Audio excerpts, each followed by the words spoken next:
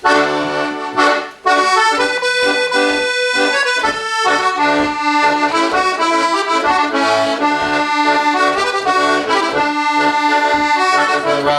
by rock water, just west of Waterloo, there's a place called Bell Island, where things are so blue.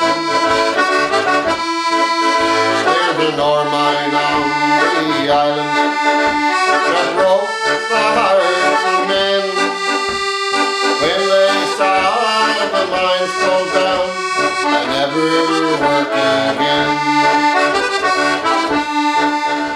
The Bell Island song, written by well-known Newfoundlander Harry Hibbs, tells the sad story of thousands of islanders forced to leave their beloved homeland in search of work when the iron ore mines closed nearly half a century ago. Just talk with any Bell Islander today and you'll hear colourful tales of miners, pirates, and deadly torpedo attacks. There's some great stories about Bell Island's new Accordion Idol competition too. The homeland that they love.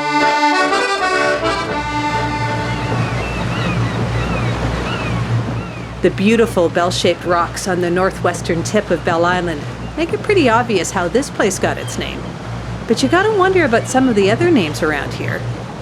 Okay, you tell me, how do I ask about dildo as we cruise along Conception Bay on our way to Cupid's with a Newfoundlander from Heart's Delight?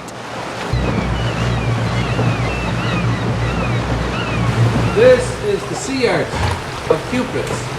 This is where Captain Kelly and his band of pirates used to hide out with the Happy Adventurer. He had 40 ships and 5,000 men working for him. He was the Admiral Pirate. Rick Stanley's outdoor adventure company also explores the fascinating underwater history of Conception Bay, diving World War II wrecks torpedoed and sunk by German U-boats. Ships anchored off Bell Island loaded with iron ore bound for the Allied war efforts. Divers come from around the world to explore these underwater war graves. Visitors come from away to explore what's underground too. Abandoned mine shafts surface on the north side of Bell Island, the rich red deposits of iron ore still clearly exposed. Mine shafts stretch several kilometers beneath Conception Bay, where from 1895 to 1966, over 78 million tons of ore were shipped from here, the world's largest submarine iron ore mine. As the ferry moves out to sea, I'm gonna pray that they'll find a place like Bell Island that they're leaving far behind.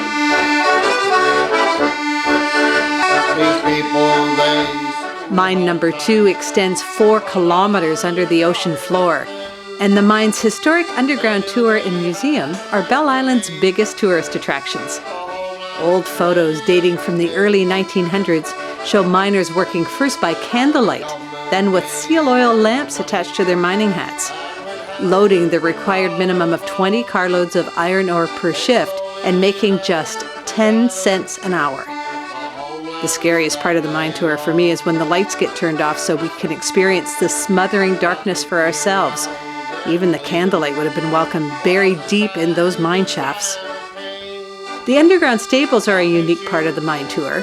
Before machinery was used, ore carts were loaded by hand and hauled by large horses that would spend almost their entire life underground.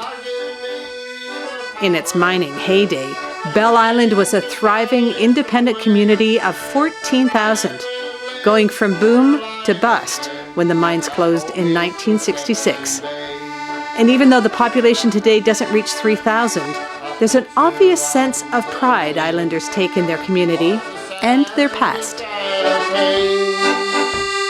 picture of people who work but all in vain. Oh, God, give me. The saying here is, once a Bell Islander, always a Bell Islander. And for the thousands that had to leave their homeland behind when the mines closed down, Harry Hibb's song is like an anthem, calling them back home again. I'll let them live their lives again back home